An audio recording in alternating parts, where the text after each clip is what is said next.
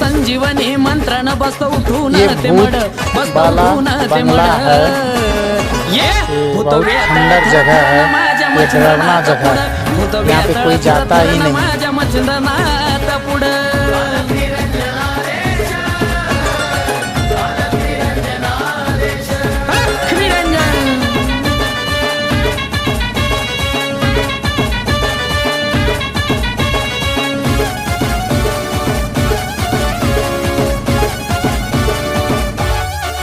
काय करला तुझी कवटी ती टांगलेली भावली उलटी